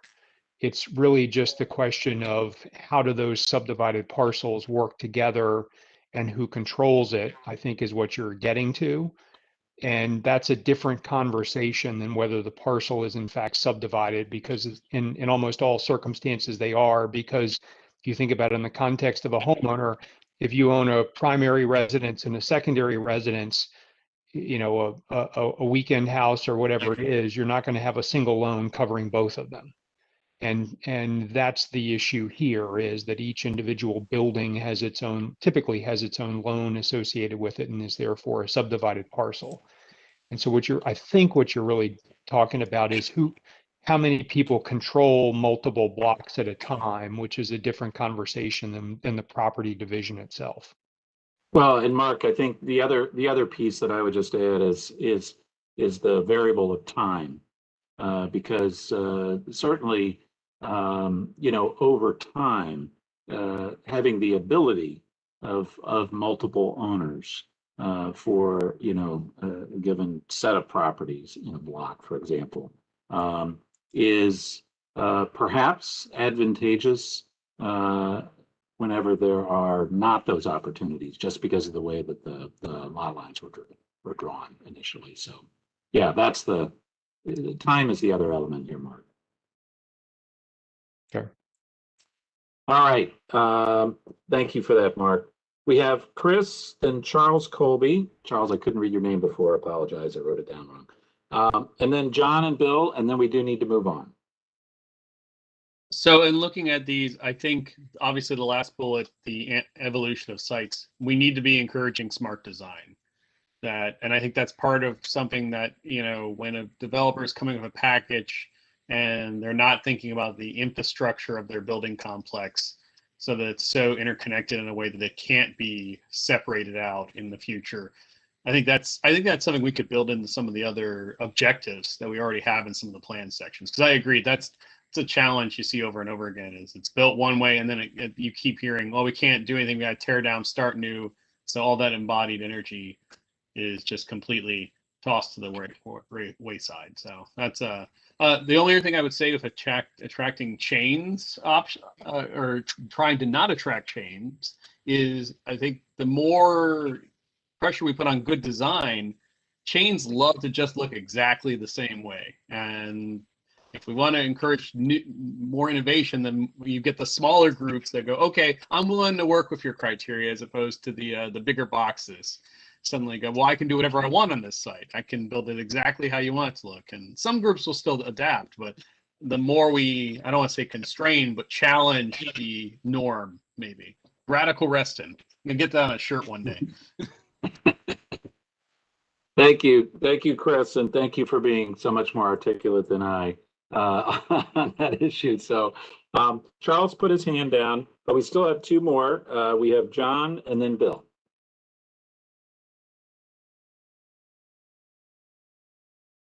John, or sorry, yeah, John, are you John Mooney?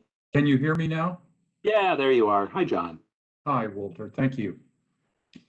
Well, Walter, you've brought this list up several times, and I'm very grateful you have, because I think it really it gets at some fundamental, far-reaching, and important issues in a special way in our TSA areas, but not only there.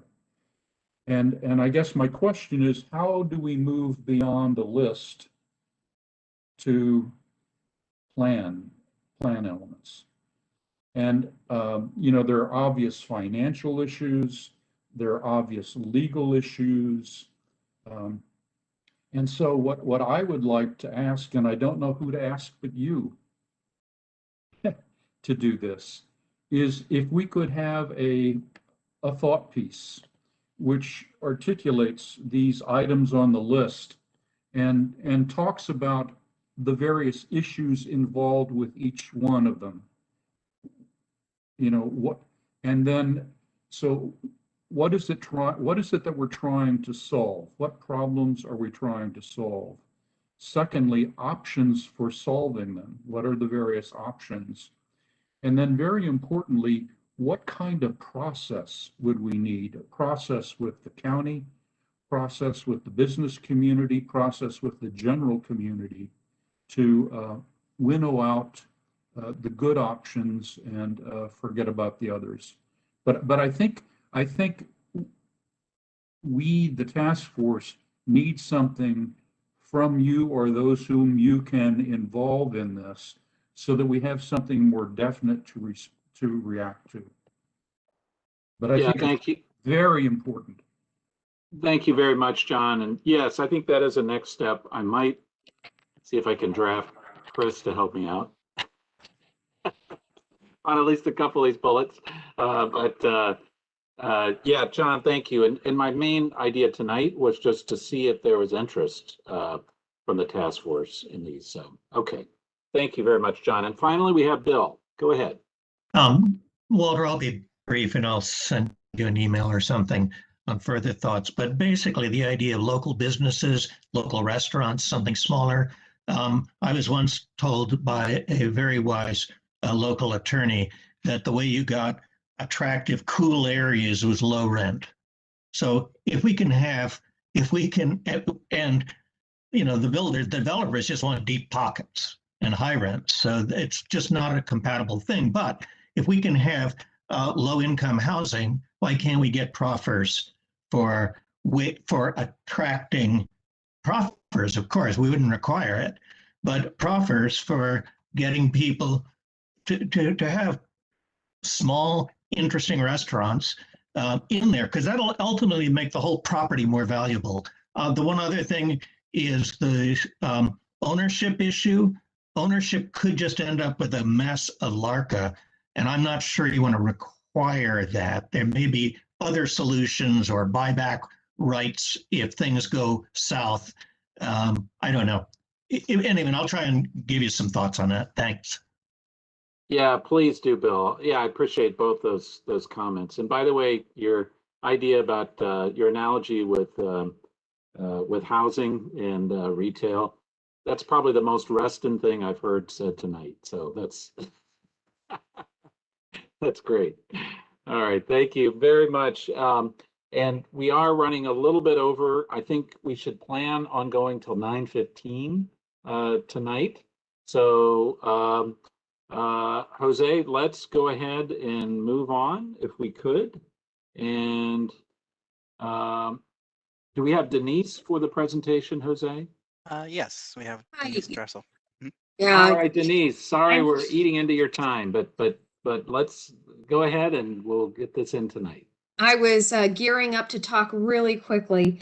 So I think Jose, you just made me the presenter, but I think maybe I'm not sure who has my PowerPoint, but somebody on that side of the world is running the show. Yes, Jose, this is St. Clair. I'll be running the PowerPoint. Oh, okay. Yeah. We'll make that happen. Thanks. While we're calling it up, good evening. I'm Denise Dressel, and I'm a Heritage Resource Planner with the Department of Planning and Development. And with me tonight is Laura Arsenault, who is the branch manager for my group.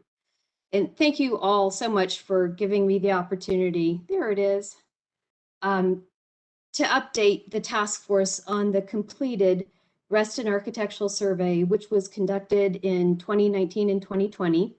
The full report is finalized and can be found on the Reston Architectural Survey webpage. Next slide, please. Thank you. There are four main program strategies identified in the Heritage Resource Management Plan and the Heritage Resource section of the policy plan, which are reflected throughout the rest of the comprehensive plan and which serve as guidelines for the county's Heritage Resources program. These strategies are identification, evaluation, treatment, and education. The first Fairfax County Historic Landmark Survey was conducted in the early 1970s and provided the county with the basis for the inventory of historic sites. A county-wide survey has not been conducted since that initial 1970 survey. The policy plan calls for the identification of potential heritage resources through architectural surveys, such as the one that was conducted in Reston. Once a site has been identified, its significance and integrity must be evaluated. This entails researching the property's architectural and historical characteristics to make a determination of its significance. If a site is seen as having both significance and integrity, it could be nominated for inclusion in the county's inventory of historic sites, the Virginia Landmarks Register, or the National Register of Historic Places. Staff typically does not write nominations for the inventory of historic sites. I'd like to also stress that all three of the registers that I just mentioned are honorary only. They come with no regulatory preservation mechanisms. The Heritage Resource section of the policy plan encourages preservation whenever possible, however. There are, however, restrictions placed on properties within historic overlay districts, or HODs, which are overseen by the county's Architectural Review Board and regulated through the county zoning ordinance for HODs. Reston's Lake Anne is an example of a historic overlay district. When citizens are knowledgeable and interested in our county's past, that increases their potential for preservation of our shared and valued heritage resources. Opportunities to speak to citizens groups such as this one are part of Heritage Resources' ongoing efforts to promote community involvement and to seek community input. And after all, you know your community better than anyone. Next slide, please. Identification. Since 2010, it has been the standard practice of Heritage Resources staff to conduct windshield level surveys concurrent with new planning studies.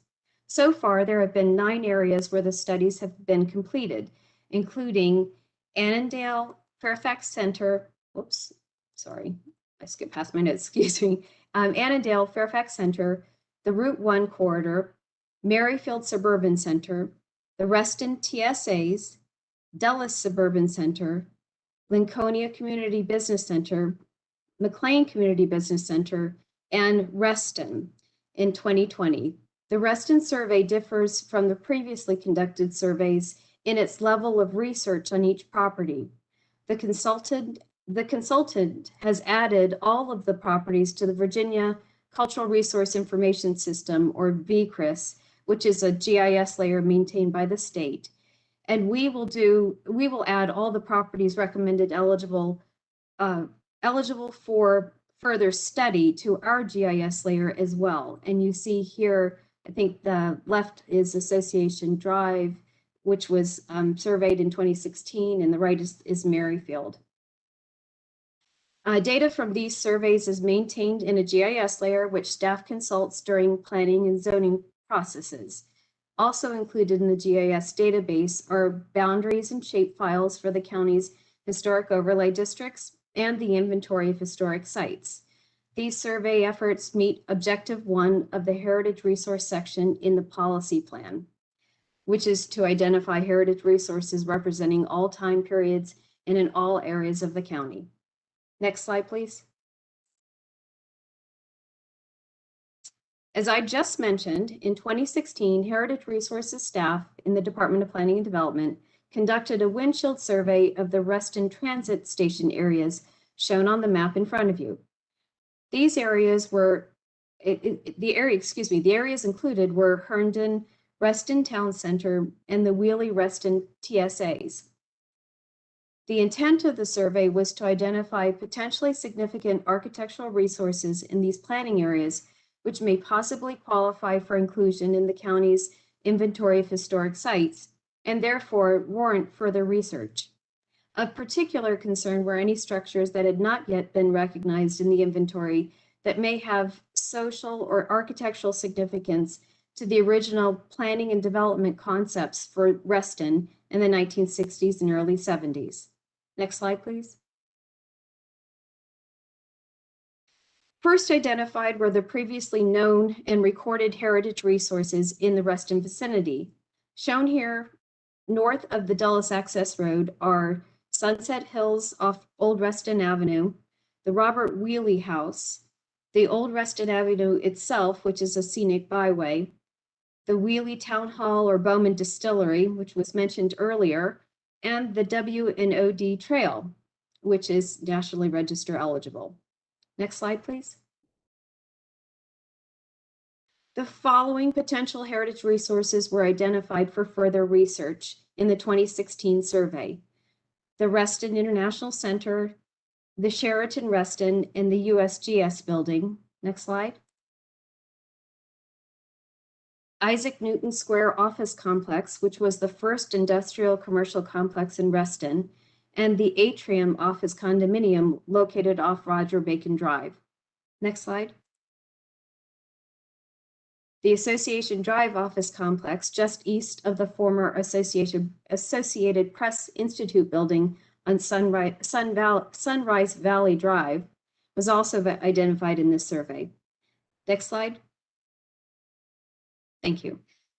Responding in part to the loss of the API building, the Virginia chapter of the American Institute of Architects began an initiative with the Department of Historic Resources to identify significant 20th century buildings throughout Virginia.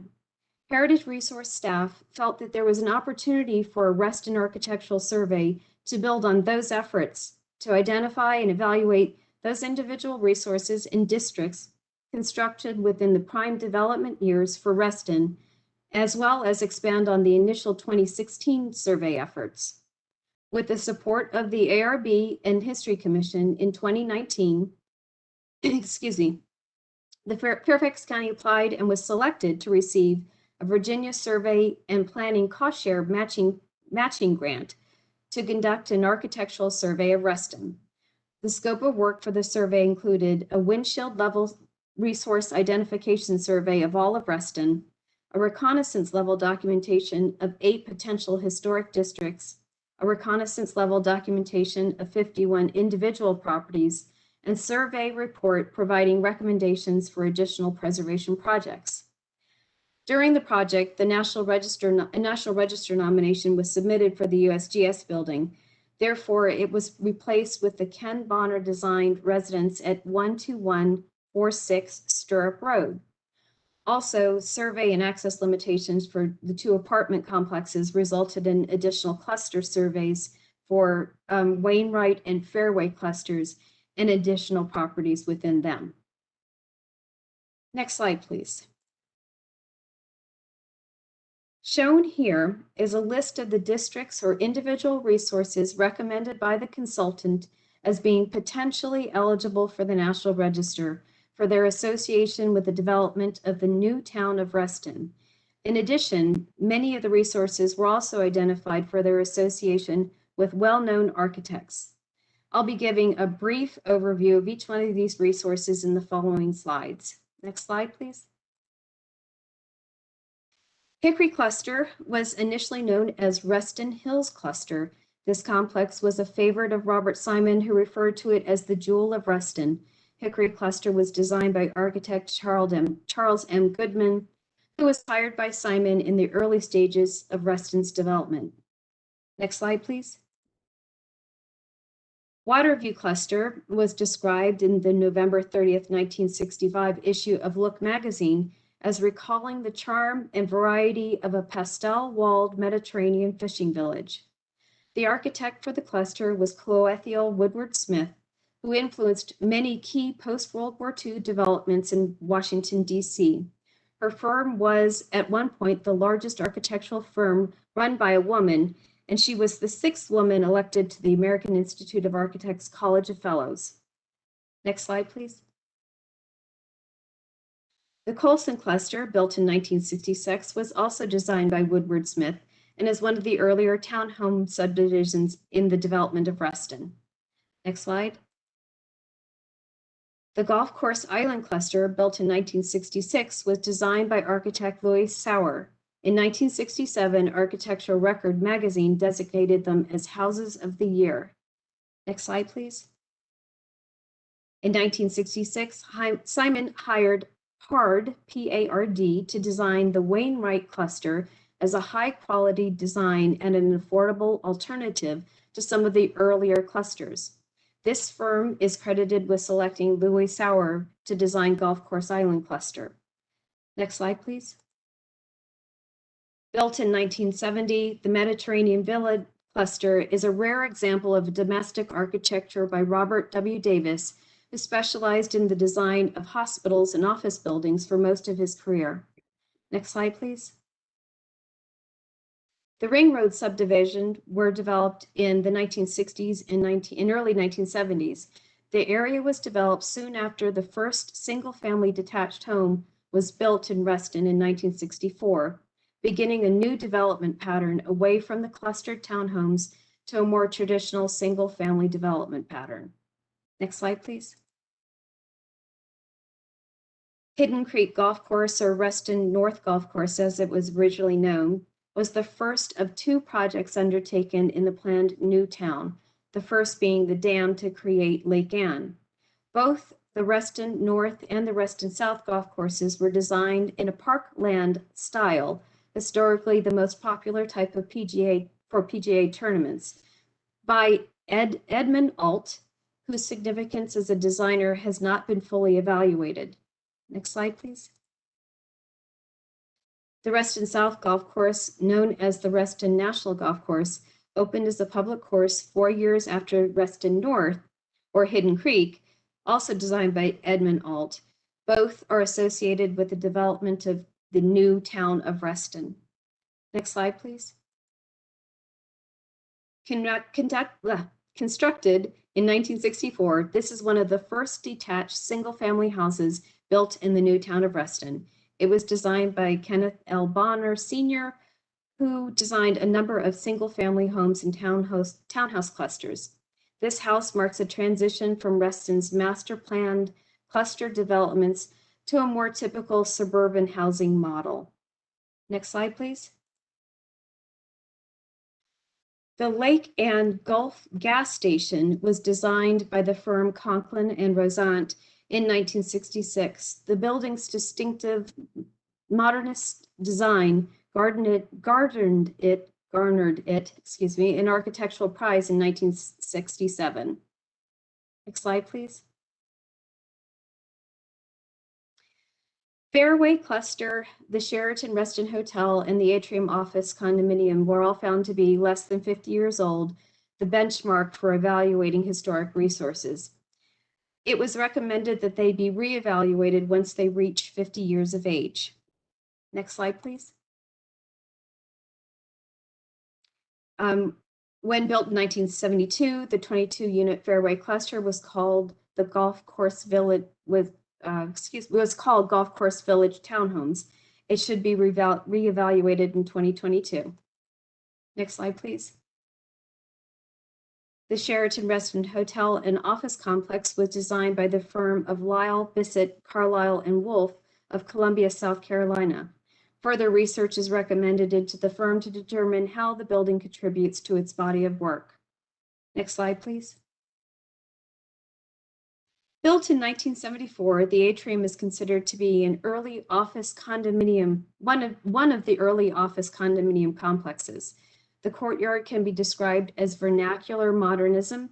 It has a series of irregular, geometrically shaped tiered raised beds with wooden retaining walls. The building merits further study once it is 50 years old. Next slide, please. Due to survey access limitations, Fairway and Cameron Crescent Apartments were recommended for further study. The Cameron Crescent Apartments were built in 1967, and the Fairway Apartments were built in 1969 by Gulf Reston and designed by Cohen, Haft, and Associates. Both complexes were early apartment complexes built in the new town of Reston and merit further study. Next slide, please. These 5 resources surveyed were recommended as not likely eligible for the National Register, primarily due to loss of integrity due to the renovation and changes over the years. In addition, 2 of the resources were not yet 50 years old. Next slide, please. So next steps. DPD survey layer, the properties that were recommended eligible for the National Register or recommended for further study will be added to DPD's internal survey layer. That was an example of those were the red dots that I was showing you on the maps. They've already been recorded in the Virginia Cultural Resource Information System, the GIS database that's maintained by the state as part of this study. For the task force planning study, there may be an opportunity for possibly adding text and/or a map of these sites recommended eligible for the National Register to the comprehensive plan for Reston through the remaster planning process. As I explained in the beginning of this presentation, planning studies, typically staff reviews the area for previous identified heritage resources and provides comment on existing conditions, conducts a windshield survey to identify potential heritage resources not previously recorded, and may recommend adding plan language to the comprehensive plan. The Reston survey differs from previously conducted surveys in its level of research on each property. Because each property has had enough initial research conducted to make a recommendation of eligibility, staff is recommending adding specific language to the comprehensive plan about the survey findings and a map of sites to be included in the plan. The potential addition of text and/or a map is important in development review. This assists both industry and staff in development reviews, including future plan amendments, rezoning, special permits, or special exceptions.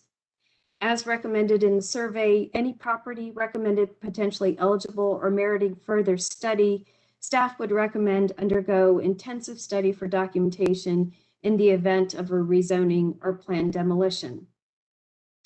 Next slide, please. This map this is a map of the property surveyed and their corresponding number in the Virginia Cultural Resource Information System, which was included in the consultant's report. A similar map could be included in the comprehensive plan update for Reston, and it might look something like this. A draft comp plan text could be provided to the task force for the task force consideration, which would include references to the completed survey and direct people to the map. Next slide, please. Again, the Reston Architectural Survey is complete and the final study is posted on the Reston Architectural Survey webpage if you'd like to take a closer look at the consultant's findings. This study also contains historical background of Reston's development if you all might be interested in that. And thank you again for your time, and I'd be happy to answer any questions, knowing that we're over time, and I apologize. I talked as fast as I could. Denise, you should not apologize. I should be apologizing to you. So thank you very much. That was an excellent presentation, and open it up for questions. But just to clarify, so basically, as an output of the study that was done, you're looking to the task force for possibly recommending inclusion of a map of these places that have been identified as potentially eligible for the National Register of Historic Places, and text that would basically describe that. Is that correct? That's correct. Yes. Yeah. Okay. All right. So with that, let's see if there are hands up. Does anyone have? I see Chris Daniel. I'm not shocked to see your hand I up. was going to Thank say you. no surprise there. Major thanks to Denise and Laura and her team over there who helped put together this survey effort, and the county who helped to provide some of the cost matching funds when we had to do it. So it was a big lift there. We're actually just from an exciting side, we're trying to do similar cost grants for an African American heritage survey study across the county wide, because we've realized that's another untapped resource across the county that we're not truly identifying. As most of you might know, I'm the chairman of the Architecture Review Board, so I've got a little bias in this section here, hence offering to help write the revisions here. It's not a very big section, and I don't think it should grow too much, but there are a few things I think it should highlight. And I think Denise hit on that in the beginning, is that being considered eligible for or listing for the National Register is completely honorific. It provides no actual protection to a historic property. It is merely a title of designation that a property can get.